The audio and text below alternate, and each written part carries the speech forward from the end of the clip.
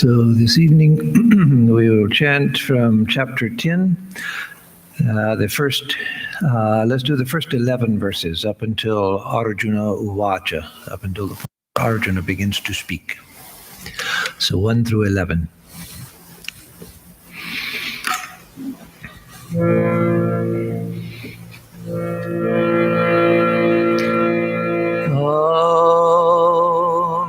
Bharathaya pratibodhitam bhagavata narayanena swayam vyasena gratitam purana munina madhye mahabharatam advaitam ritavarshinim Bhagavatim ashtadashadhyayinim Amba tvam anusandadhami Bhagavad Gita bhavadveshinim Vasudeva sutan devam kamsachanuramardanam Devaki Paramanandam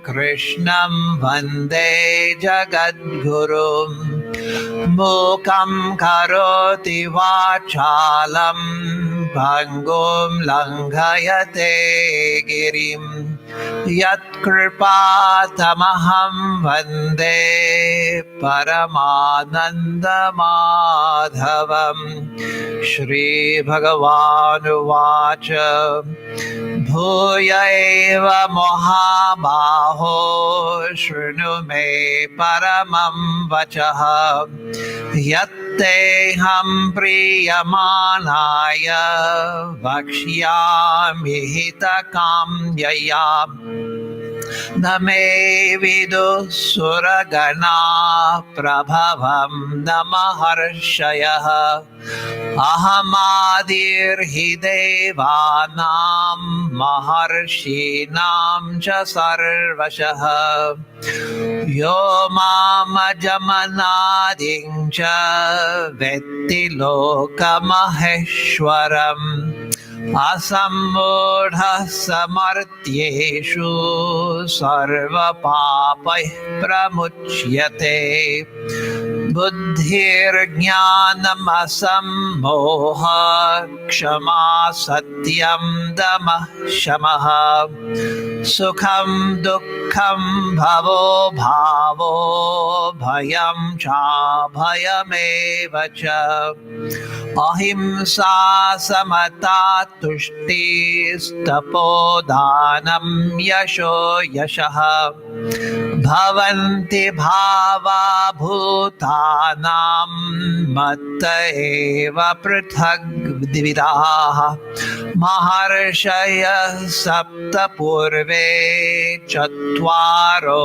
manavastatha Madbhava manasa jata yesham loka imah prajaha Etam vibhutim yogam cha mama yo vetti tattvataha So vikampena yogena yujyate natra samshayaha Aham sarvasya prabhavo matta sarvam pravartate iti matva bhajante mam buddha bhava samanvitaha macchitta madgata prana bodhayantah parasparam kathayantascha mam nityam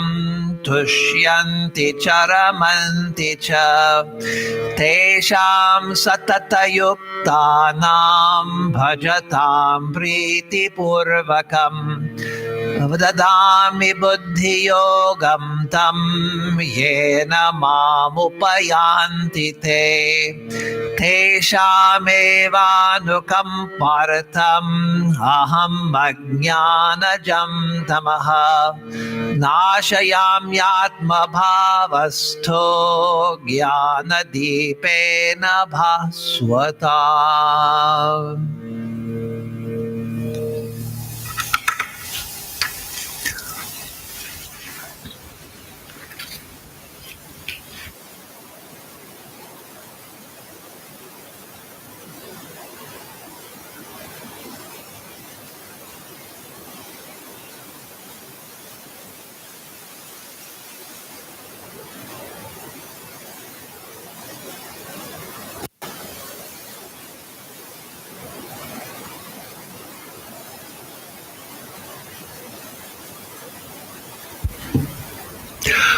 So this evening we will continue with the Bhagavad Gita on chapter 10. And we went through the first 6 verses in the last class, so we'll begin with verse 7. So again, this is the 10th chapter, Dashamodhyayaha. And the title of it is Vibhuti Yoga. Vibhuti Yogo Nama Dashamodhyayaha. The 10th chapter named the Yoga of Divine Manifestations or Divine Glories. Vibhuti. So as you know, Vibhuti can mean, like in the Yoga Sutras, the Vibhuti Pada, the 3rd chapter of the Yoga Sutras on Vibhutis, is on the powers of mind, the extraordinary powers of mind that come through the power of Samadhi. That is, you put your mind on anything and enter into Samadhi by concentrating on that thing, whether it's physical or mental, an idea, a feeling, whatever it is, or even a moment of change in time. If one's mind is so subtle that one can go into Samadhi thinking about a moment of time, then that object of concentration gives up its secrets. And so one gets these vibhutis, that is, the manifestations of extraordinary power. So here it means the divine manifestations, the manifestations of the divine. And so you find in all traditions where there's a belief in a supreme deity, whether it's the Abrahamic traditions, Judaism, Christianity, Islam, or the Hindu tradition, or some of the other traditions that have a belief in a supreme deity, you have this idea that God manifests in a variety of extraordinary ways. And so this chapter deals with these manifestations of God. And so in the first, the verses we've already gone over, and continuing with what we're going through now, he's basically summarizing what Sri Krishna is summarizing, what he has talked about in the first, or not in the first chapters, in the chapters from chapter 7 through 9.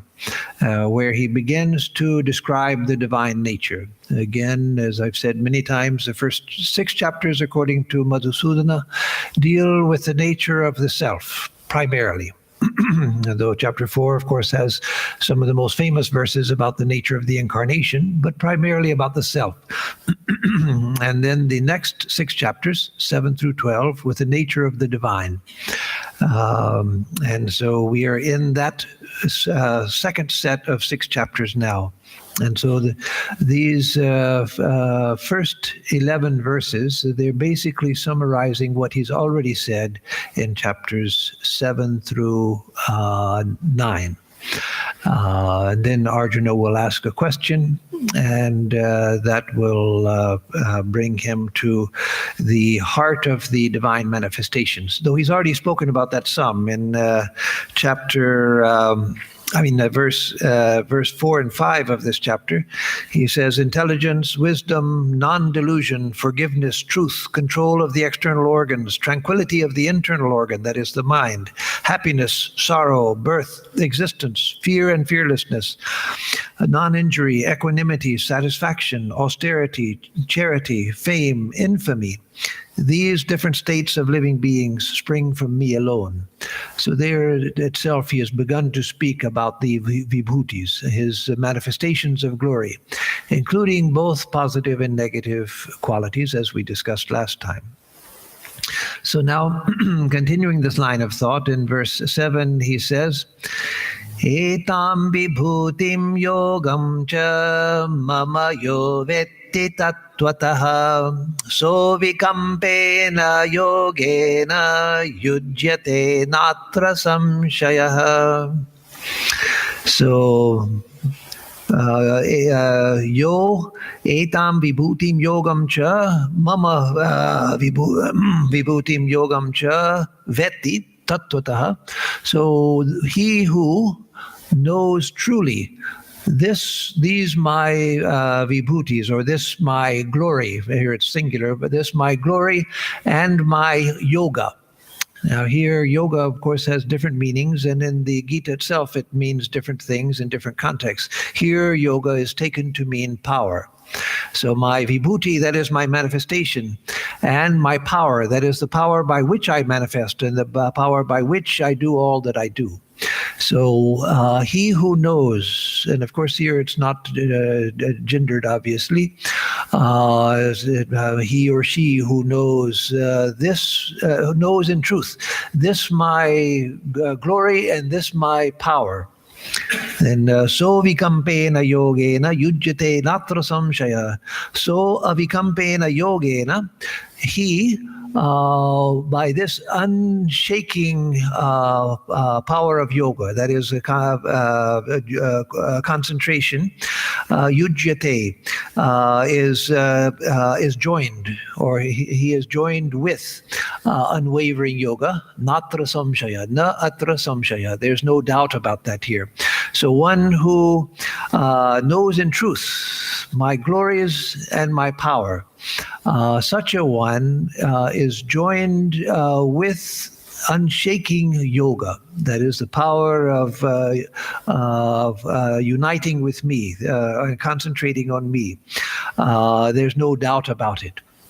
So that's the purpose of his giving this chapter on Vibhuti Yoga, that is the yoga of the divine manifestations. So again, as you know, each of the 18 chapters is named a particular yoga. And the yoga, in that sense, means a path for coming to the divine, including the first chapter of Vishada Yoga, the yoga of sadness, that through the Arjuna's sadness of heart, that is why he becomes ready to surrender to God. And so in this case, it's a yoga of the divine manifestations, because the manifestations that he's going to tell about later in the chapter, those are meditations. They're to be used as meditations, ways of meditating on the divine being. Because each of them is a revelation, it reveals something about the nature of the divine being. And so the running translation goes, one who knows truly this manifestation, vibhuti, and yoga of mind, this power of mind, he becomes endowed with unwavering yoga. And here yoga meaning the power to unite with me. There is no doubt in this regard. Natra samshayaha, atra samshayaha. So by knowing the power of God's manifestations. In fact, in the Eastern Orthodox Church, Christian Eastern Orthodoxy that you find in Greece and Russia and Serbia and other countries in Eastern Europe, different types of Eastern Orthodoxy, they say they're highly mystical. It's the most mystical branch of Christianity. Though, of course, the Roman Catholic Church had many great mystics, but the Roman Catholic Church also was highly organizational, highly hierarchical, highly theological in the intellectual sense. But the Eastern Church, the heart of it was mysticism. And so there they say that God can't be seen, but God's glories can be seen in mystical vision, that through spiritual vision, God can't be seen. Why? They don't explain it this way, but the Vedantic reason would be that because God is the unseen seer, the seer of all. Just as the eye can't see itself, so the seer of everything can't be seen. So now that sounds contradicted by the Hindu tradition, but it's not, because yes, we can have visions of deities. We can have visions of the all-pervasive nature of God. But that's not a vision of the divine in itself. And that's what the Eastern Orthodox saints were saying and theologians were saying. However, Vedanta would go a step further than Eastern Orthodoxy and say that we can know directly the ultimate reality through identity. That's what Vedanta says. Vedanta says you never see God as an object because God is the eternal subject, which can never be objectified. So seeing something, even in a vision, I see Kali, I see Ramakrishna, I see the Holy Mother in a vision. Would that I could see Kali and Ramakrishna and Holy Mother in a vision. But if I see them in a vision, then I'm seeing a vibhuti. I'm seeing they are appearing to me, but I'm not seeing the heart of them. I'm not seeing the reality of them. I'm seeing a manifestation of them. And so that is known by identity. But we can know God through God's vibhutis. And again, we can know God eventually completely through complete identity, where the sense of separate I-ness disappears and only God remains, or only I remain. But there's the I and thou no longer have any meaning. So whether you call it everything is I or everything is thou, it doesn't make any difference, because I and thou both have disappeared. There's only pure identity. There's no non-duality, or there is non-duality. So one who knows truly this manifestation, this power of manifestation, and my power behind the manifestations, he becomes endowed with unwavering yoga. Because if we begin to get glimpses of the divine being, so if a person has even a glimpse of a spiritual experience, a very brief and fleeting spiritual experience, which usually is what we have first before, and of course this itself is something, we're speaking of high things, but generally first we have a glimpse of something, a glimpse of a divine light, an unimaginable light, or a divine form or something, then suddenly we find that the mind becomes easily concentrated. Suddenly the mind becomes focused. As Sri Ramakrishna said about samadhi, but it's similar to what I'm talking about, though I'm not talking about necessarily samadhi. He said that samadhi is like you're in a theater and everybody in the audience is talking to each other and carrying on conversation, and then suddenly the curtain rises and then everybody's attention is fixed on the play. We all know how if we are there to see the play, not there just whiling away time because we have too much time on our hands, how annoying it is to sit in a play or in a movie or something where you're really focused and you want to see it, and everybody around you is talking about all sorts of things, because the mind just wants to absorb itself in that. And so Ramakrishna says that is samadhi, when the mind suddenly, the screen lifts and the mind is just silently absorbed in that which it's thinking of. And so if we have even a glimpse of a spiritual experience, and not talking about going into higher samadhi or anything like that, but a glimpse of, you find that at that moment the mind easily becomes focused. And for some time, as long as that experience lasts, the effect of it lasts, then you find that it's very easy to keep the mind under control. What seemed so difficult to do, what seemed so impossible to do, suddenly you find, oh, the mind just, wherever you put it, the mind just stays there for some time. There's no wavering in the mind. So there's avikampena yogena, this unwavering yoga that comes to one. So then in verse 8 he says, Aham sarvasya prabhavo matta sarvam pravartate iti matva bhajante mam buddha bhava samandvitaha. Aham sarvasya prabhavo. I am the beginning of everything. I am the origin of everything. That was one of the, in Christian theology, that was one of the proofs of the existence of God. And of course, as Vedanta says, there is no proof, real proof for the existence of God short of experience, because somebody can always come in the realm of argumentation, intellectual argumentation. It's the nature of language, mind, thought, conception, philosophy. to have dualities. And so you propose what you think is an unshakable philosophical premise. But then somebody else comes along and says, no, that's not true. You're only saying that's true because you're assuming something. And I take away that assumption, I cut through that assumption, I don't have to assume that, and then your whole thing falls apart. And so it's not really a proof of God, but it is an evidence that the belief in God is a reasonable belief. That much we can say. There were six traditional proofs of God in Catholic theology. And one of them is that everything here has a cause. So there must have been the original source of everything. If you see a chair, you know that they came out of something. They didn't just, it's not an eternal existence. It came out of something. You see the earth, such a complex system. There must have been an origin for the earth. There must have been an origin for the heavens, for the solar system. And that's what science is all about, tracing the origin of things. That is, tracing the causal link between things. That's all that science is trying to find the causal link. But science limits it to itself, and that's a good thing for the purposes of science. Science limits itself to the physical world. So that's why they don't bring God into the equation in science, because then you don't have science anymore. You say, well, the scripture said God did this and that, and then no. They want to see, what can I, with my own senses and instrumentation expanding the senses, how can I trace the causes of things back to their source?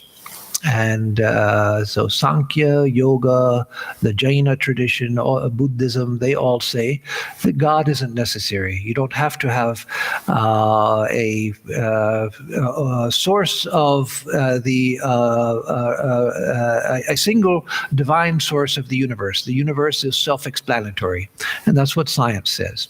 But again, Catholic theology said that it's reasonable to assume that everything has a source. And so every particular in this universe has a source. You can trace it back to causes. If you find a rock, it looks like that's something pretty stable. But if you study the rock and you know the context of the rock, you see that, no, this was produced by geological forces. And then you study the earth and you find, well, this was made out of stardust. Where did the earth come from? It came from interstellar material. Maybe from the sun itself, a piece of the sun that cooled and solidified.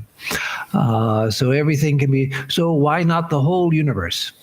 So revealed religion, which you have in various traditions. In fact, all religions claim revelation in some form, even the Buddhism. It says that the Buddha revealed the path through his enlightenment. He was able to reveal the truth of the path, the Dharma. And so in Hinduism, it says that the Vedas are revelation. Christianity has the Bible, Islam has the Quran, Judaism, the Torah, etc. And they all say that there was all of these that I just named after Buddhism, they all say that there was an origin to the universe. So here Sri Krishna is saying that I am that origin. Aham sarvasya prabhavo. I am the origin of everything. If you trace anything back, and this Swami Vivekananda believed, that science, if it went far enough, he approved of the self-imposed limitation of science to try to explain things in terms of itself, not to take some divine source for understanding things, but just understand what things are in themselves. So that if you go far enough, you'll come to a point where physics melts into metaphysics. And eventually the meeting between matter and the divine being, the divine reality, will become exposed. And so in various ways, he said that the time will come when, speaking in America, he used an American or Western idiom. He said that the time will come when religion and science will shake hands. He wouldn't have said that in India because people don't shake hands. But he said that here because people do shake hands. So Swami Ashokananda, when he was head of San Francisco, he always insisted that the Swami is coming to this country, that they behave properly in what the Western way of propriety is, because he said, we are here to teach in the Western countries. We have to adapt to the customs of the country and not import our own culture and enforce it on another country. We have to adjust to. So he would insist on the Swamis who came as his assistants that they learn how to shake hands, and so he would have them do it in front of him with a devotee, and then he would ask, "Does it feel like a cold fish?" Because if you don't want to shake hands, you sort of put out this limp thing, and so he wouldn't allow that. No, you've got to give a good handshake. So anyway, coming back to the topic, Aham sarvasya prabhavo, I am the source of everything. Matta sarvam pravartate, from me everything has proceeded. Everything proceeds out of me.